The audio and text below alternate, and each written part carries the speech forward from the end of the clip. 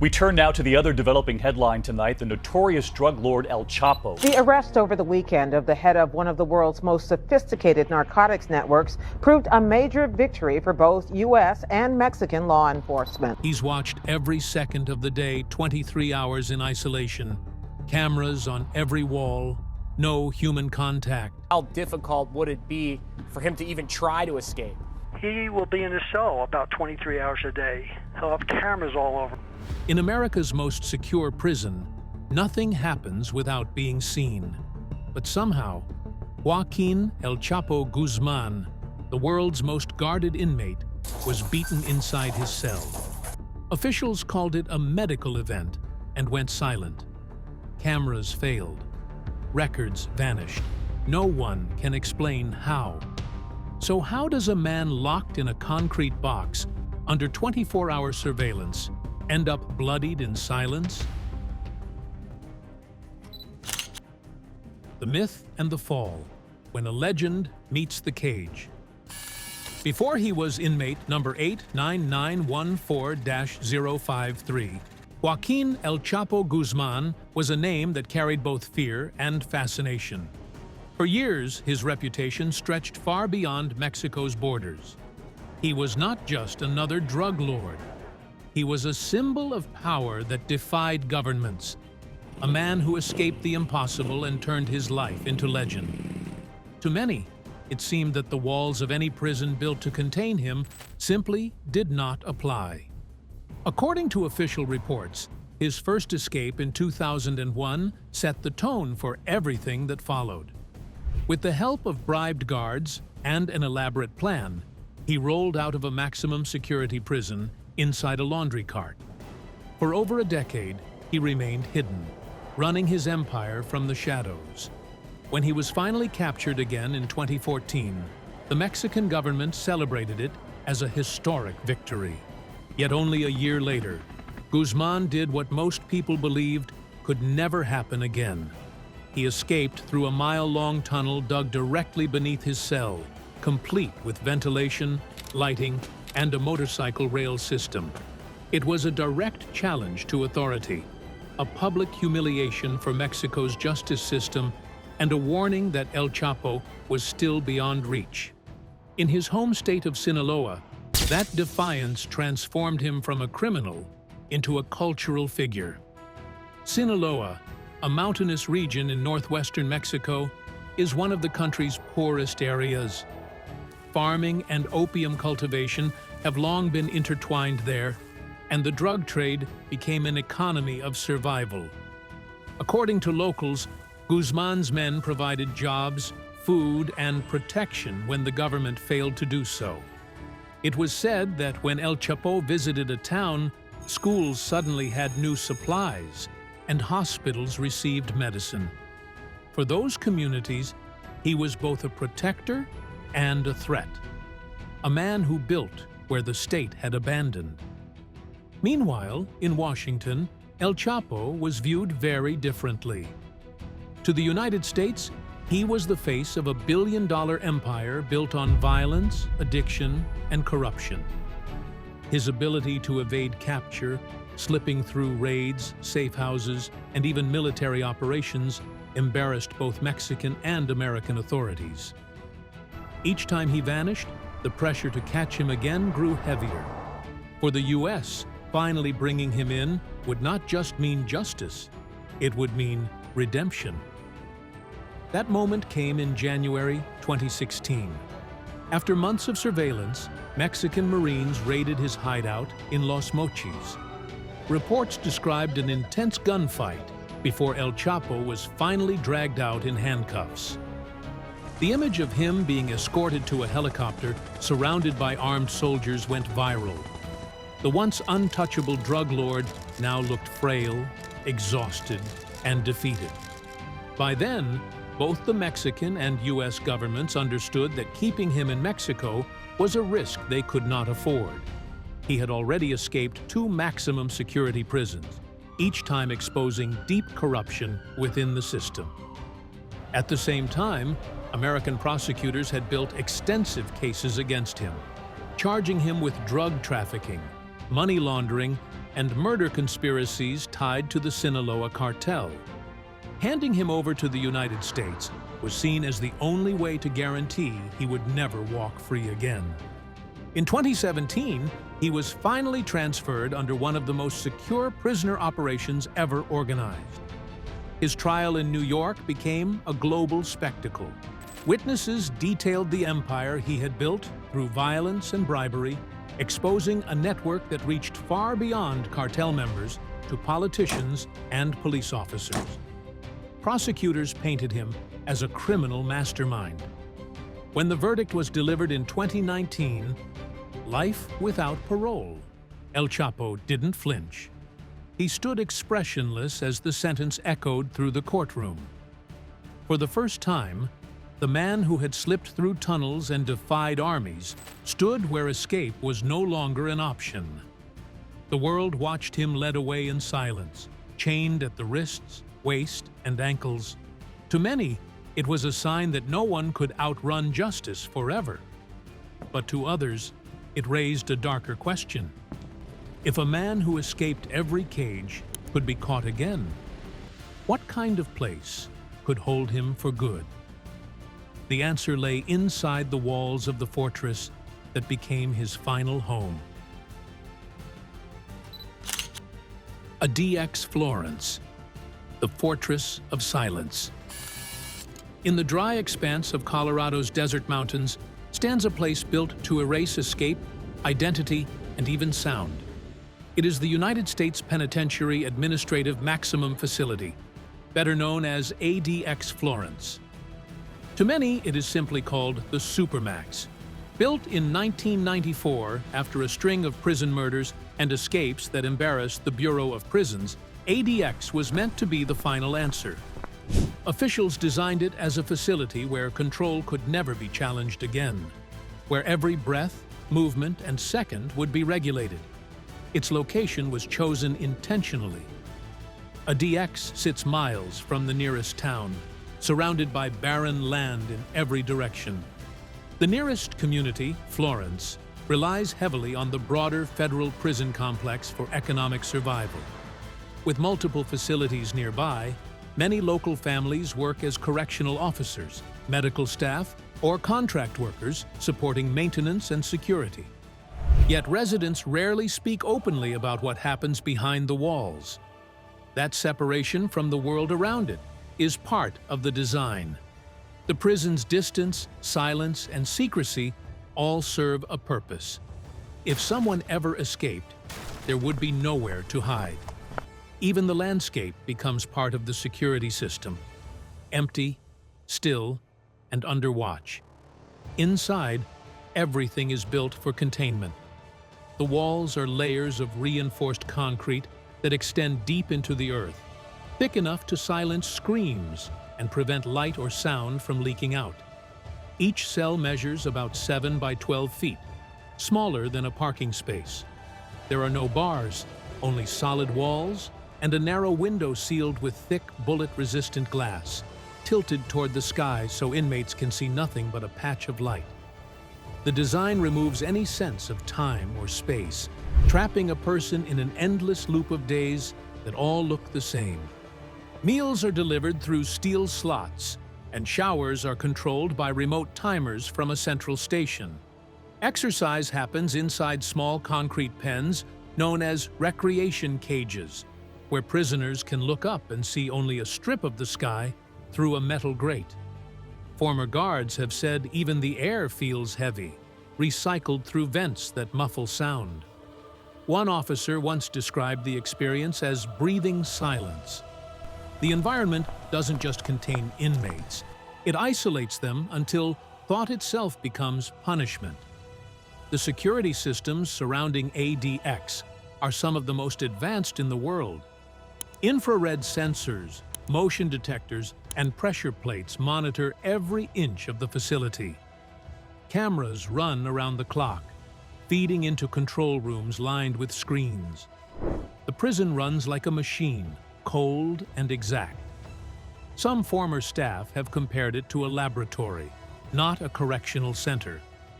A place where human behavior is studied as much as it is restrained. Even guards must undergo psychological evaluations before they are cleared to work there. Several have admitted that the silence, repetition, and constant watchfulness wear down the mind over time. Inside these walls live some of the most dangerous men alive. The Unabomber, Ted Kaczynski, spent his final years here. So did the September 11th conspirators, mafia bosses, and high-ranking cartel members. Each is locked alone, with no physical contact and no chance of seeing another inmate face to face. Former officials have called ADX a clean version of hell.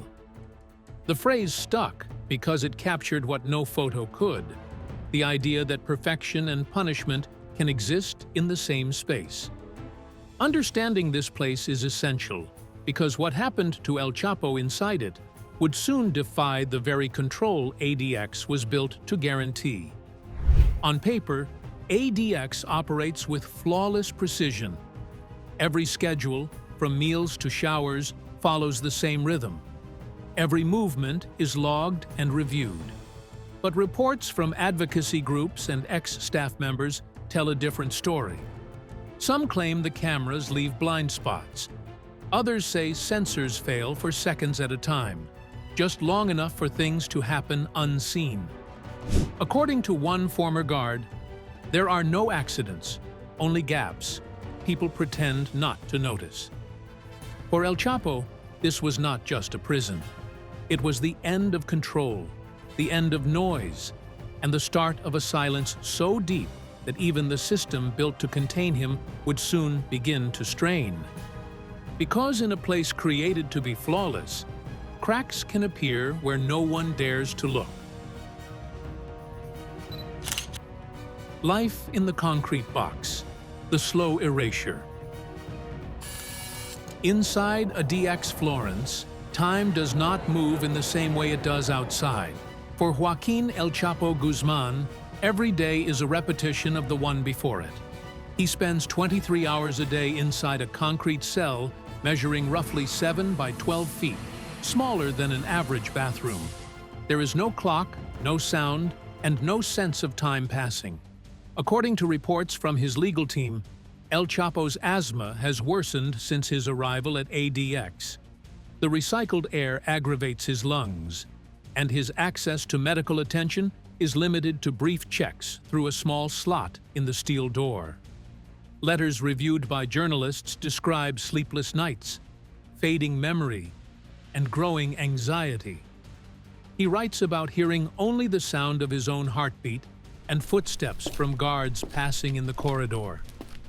Each sound becomes a reminder that he is still alive, but only barely. Communication is almost non-existent.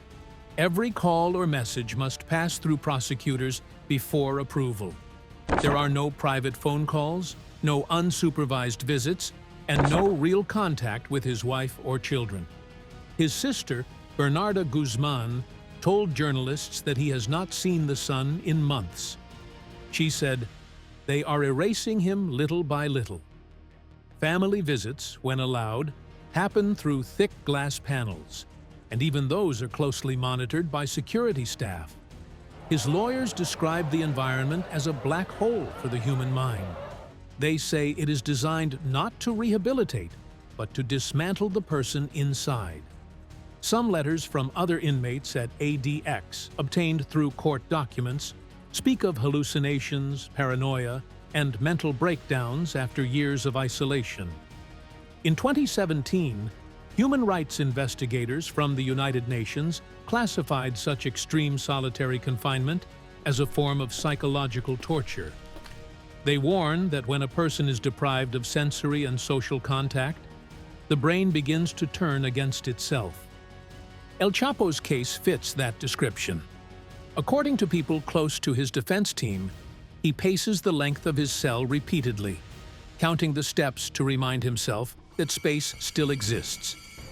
He eats alone, showers alone, and exercises alone. He has not seen another inmate since arriving at the facility. There are no voices, no noise, and no chance for a human touch. For someone who once ruled armies of men, The silence is a different kind of prison. It is not physical control, but psychological erasure. The longer he stays in that cell, the less of the legend remains. Some believe this is the true punishment the government intended all along. Not to kill him, but to make the world forget he ever existed. And then, one night, something changed. The routine broke, and the belief that nothing could go wrong inside ADX began to crumble. The incident when the cameras went dark. It happened late in 2024 inside ADX Florence, the prison built to eliminate chaos. The Internal Bureau of Prisons log for El Chapo's unit showed a short, cryptic entry. Medical event, confidential. Nothing more. No description, no timestamp details, no attached report. For a facility that records every breath of its inmates, the lack of information immediately raised suspicion. Within hours, however, quiet talk began to spread among the guards. According to leaked internal messages later reported by independent journalists, the so-called medical event was not medical at all. It was what some staff privately called an unauthorized contact event. One former officer, speaking anonymously, claimed that something had gone very wrong that night. He said El Chapo was found lying on the floor of his cell, bruised and disoriented. His face was swollen on one side, and dark marks were visible near his ribs and jawline. Another guard reportedly saw blood near the corner of his concrete bed, faint but real. There was no mention of this in the official report, but multiple accounts from inside the facility repeated the same story. Something had happened in a place where nothing was ever supposed to happen. The following morning, investigators attempted to review the security footage for El Chapo's cell block. That was when they discovered that the cameras had gone offline for exactly 52 minutes, the same hour the incident was said to have occurred.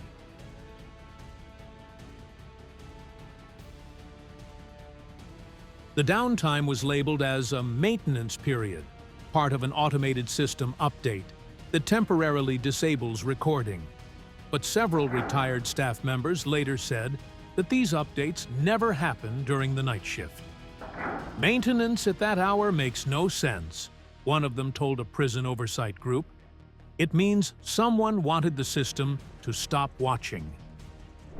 Within 2 days, the Bureau of Prisons released a short public statement. It denied that any assault had occurred and insisted that El Chapo was in stable condition. The explanation was brief and cold. Yet, when journalists filed requests under the Freedom of Information Act, the documents that came back were nearly unreadable. Entire pages were blacked out, marked restricted for security reasons. El Chapo's family received no official call, no update, and no proof that he was even unharmed. Days later, inconsistencies started to appear in the internal logs. Timestamps from the digital monitoring system did not match the handwritten duty reports from the guards on shift. One officer claimed he performed a routine inspection at 10:42 p.m., but the electronic record showed no such entry. Another log revealed a 9-minute delay between the initial medical alert and the arrival of emergency personnel. In a facility built for instant reaction, those gaps were impossible to ignore. A retired technician familiar with ADX systems told a human rights observer that such mismatches often point to manual overrides or data edits. When asked about this, the Bureau declined to comment, but one investigator reviewing the case said the quiet part aloud. Nothing disappears from ADX unless someone makes it disappear. The three motives. After the incident, 3 possible motives began to emerge from inside ADX Florence. They were not official statements. They were fragments, quiet leaks from guards, lawyers, and contractors who spoke only under anonymity. The first motive was retaliation. El Chapo's old war with the Jalisco New Generation Cartel, known as CJNG, never truly ended. The CJNG had been fighting the Sinaloa cartel for years, and that hatred did not disappear just because El Chapo was locked away inside Florence. According to leaked Bureau of Prisons movement logs, one CJNG member was temporarily transferred through the facility that same week for psychological assessment. It should have been impossible for him to come within range of El Chapo's cell, yet guards later admitted that maintenance corridors sometimes overlapped between units. To most people, that would seem like a coincidence, but those who understand the politics of prison life know better. Revenge does not need time or space. It only needs opportunity. Some insiders believe that opportunity was quietly arranged, and that the medical event was the final chapter of a war that began in Mexico's mountains and ended in Colorado's silence. The second theory focused on resentment from within. ADX Florence runs on hierarchy and control, and El Chapo's presence disrupted both. His arrival brought federal scrutiny, overtime shifts, and a level of attention that officers grew to despise. Former guards said his name became a curse in the staff quarters. They called him the man who ruined weekends. Every procedure had to be double-checked. Every gate, every meal, every communication was monitored twice.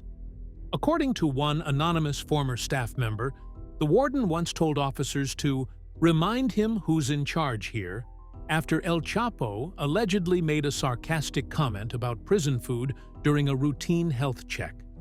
That line, meant as a joke, reportedly did not go over well. Some officers believed it showed arrogance. Others saw it as a challenge. Weeks later, he was the only inmate listed for a night maintenance period in his corridor, a time when cameras were known to flicker. For those familiar with the system, that looked less like coincidence and more like payback. The third motive was silencing, and it is the one that frightened even those who believed the others. In the months before the attack, El Chapo's lawyers had been preparing new court filings.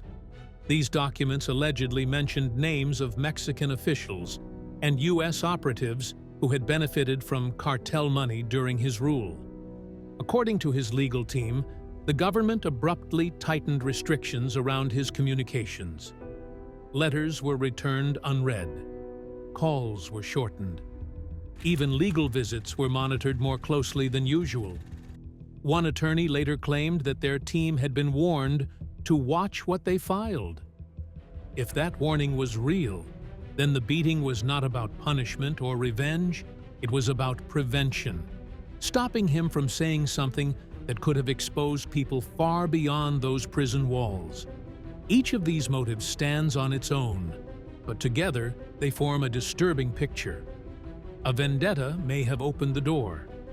Anger may have looked the other way, and fear may have kept everyone silent after it happened.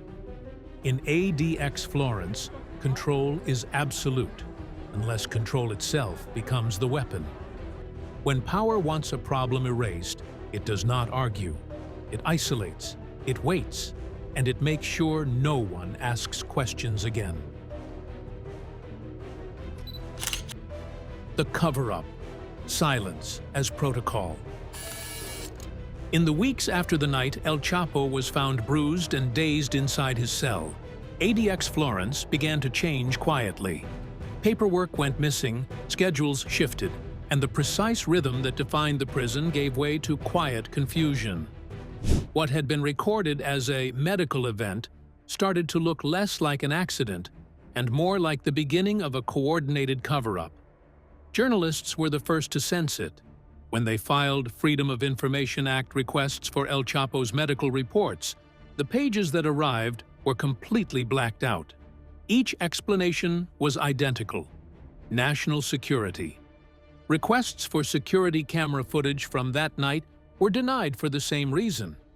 A journalist who reviewed the filings said they looked like black pages with national security stamped over truth. When another reporter pushed for clarification, a federal spokesperson repeated the same phrase before ending the call. The silence felt rehearsed. Inside the prison, leadership changed without warning. The warden on duty during the alleged assault was quietly reassigned, and his successor refused every interview request. Around the same time, a wave of transfers swept through the facility. Guards, nurses, and maintenance staff were moved or placed on leave, many without formal notice. None were replaced immediately. To anyone paying attention, it looked like an internal purge meant to erase witnesses as much as evidence. El Chapo's family began noticing changes too. Visits that had been approved months ahead were suddenly canceled. Legal mail arrived late, sometimes opened before it reached his lawyers. When questioned, the Bureau of Prisons repeated a familiar line: "Temporary security review." The phrase appeared in every response, as if the entire system had been trained to speak in code. As confusion spread, attention turned to the Bureau's finances. A retired prison accountant later claimed several employees received special compensation soon after the incident. Officially, the payments were recorded as administrative bonuses. Unverified reports suggest the payments were routed through employee union accounts that, in the past, had been used to quietly pay people to stay silent about internal problems. Human rights groups described the pattern as a bureaucratic burial. Every trail that could have revealed the truth was buried under redacted pages and vanished records. Every inquiry was met with the same two words: no comment. Officials refused even to acknowledge that an inquiry existed. To them, the safest story was no story at all. That silence did not end inside Florence. It began to spread through the courts, the press, and even the offices that once built their reputations on catching him. What started as a blackout became a disappearance, and as weeks turned into months, the world that once could not stop saying his name began to forget he ever existed.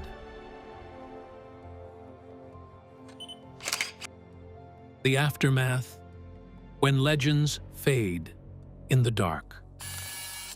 Months passed, and the story that once dominated global headlines began to disappear. The name El Chapo no longer trended on news networks.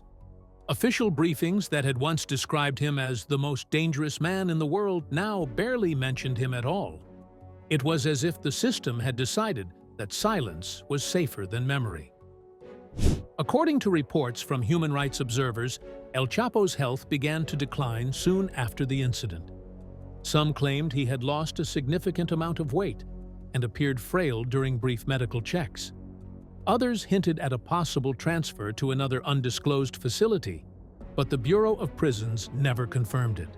Requests for proof of life were ignored, and no new photos or verified statements surfaced. Even his lawyers admitted that communication had become nearly impossible. Civil rights organizations warned that something larger was at stake. One legal expert put it bluntly: if transparency dies in Florence, accountability dies everywhere. Their reports pointed to a disturbing pattern repeating across multiple high-security institutions: lost surveillance footage, sealed case files, and unexplained deaths listed under vague medical terms. The silence around El Chapo had become a blueprint for how the system hides what it cannot justify. In Sinaloa, locals spoke of him in the past tense. The man who once controlled empires through tunnels and fear now existed only in stories told over drinks or whispered along the mountains. The myth that had mocked governments and outlived manhunts was now buried under their silence. If the most guarded man in America can be beaten unseen and then erased by paperwork, what hope is left for anyone else caught inside the system? What do you think really happened inside Florence? A breach, a message, or a cover-up? Share your theory below.